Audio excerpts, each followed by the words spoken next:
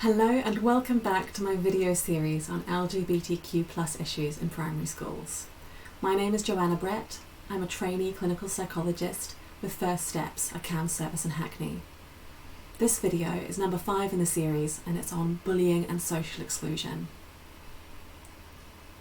Just so you know, in this video I use the term gay, and I use it not just to refer to same gender attraction, but also to refer to a set of behaviours and mannerisms that are perceived as connected to non-heterosexuality. I use it this way not because that's accurate. Not everyone who matches a gay stereotype or who is bullied for being gay is actually gay. I'm using it that way because it captures the way stereotypes and labels can become a part of bullying. Now, in the previous 2 videos, I talked about a few really important building blocks for understanding bullying. Firstly, the idea that children take on board gender stereotypes, and because they want to fit in with their group and protect their place in that group, they may then begin to police any breaking of gender rules by other children. For example, saying things like, boys can't wear that, or you can't play with us if you're going to do that.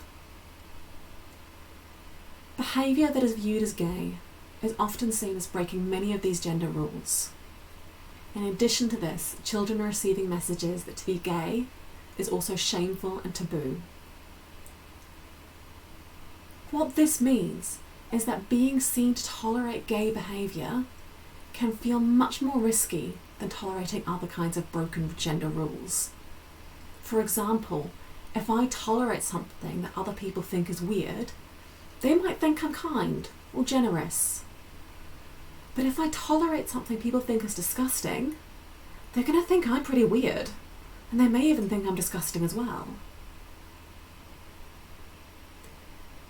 In addition to that, policing of gay behaviour may be harsher than policing of other kinds of broken gender rules.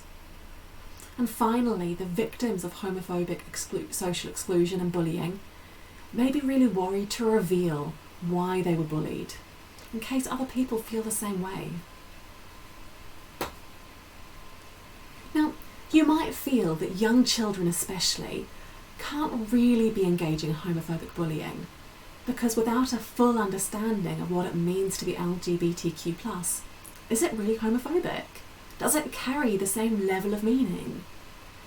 But in fact, a young child can understand that the label of gay is being used to mean something bad, even if they don't understand anything else about it, and that can still be felt really painfully. Young children can also understand that they've been excluded for being incorrectly boy or incorrectly girl, even if they don't understand the label of gay, or even if it hasn't been used, and that can also still be really painful. Bullying like this can also become a cycle. In order to regain their place within a group, a child may be motivated to prove that they belong by even more firmly policing and excluding others. These experiences of exclusion can come to hold a greater meaning later in life if children then come to understand themselves as LGBTQ+. But even if that never happens, even if a child who's been excluded or bullied never comes to understand themselves that way, the bullying is still a painful experience that can impact on mental health in later life. Now, because they share some of the same stereotypes, adults, including teachers, can actually become a part of homophobic exclusion and bullying. This may be because they don't see how bad the bullying is. For example, if a teacher thinks it's normal for girls to want to play house rather than playing football, they might not realise that a girl who wants to play football is actually being given a really hard time and being pushed out every time she tries to join in. Teachers may say or express things with their body language that makes the bullies feel like they're doing the right thing, or at least the bullying isn't as bad as other kinds of bullying. For example, if a teacher's really quick to put a stop to it, if they see teasing of a child for their physical appearance or over a disability, but is slower to speak up when they see a boy being teased for playing with girls, that can send the message that this kind of bullying is okay. Teachers may also say or express things with their body language that can make the bullied child worry that the adult's going to agree with the bullies, even if they're not.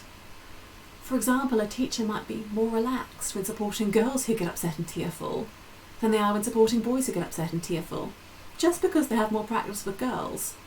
But a boy who's been bullied for being too sensitive might pick up on that and worry that the teacher's not going to be on their side.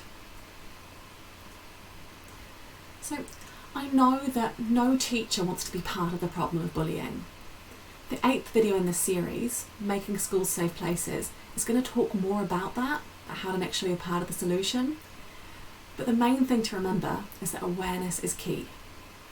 What this means is thinking actively about representation, thinking about who is and who isn't represented in your school and classroom. It means knowing what your personal stereotypes are.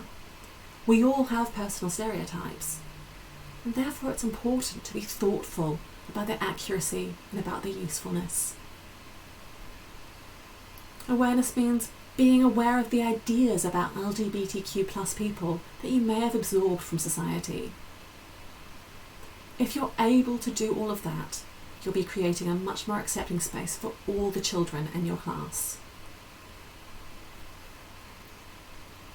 Now, the next 2 videos are about getting comfortable with LGBTQ terminology and about how to talk about gender. I hope you will join me for those.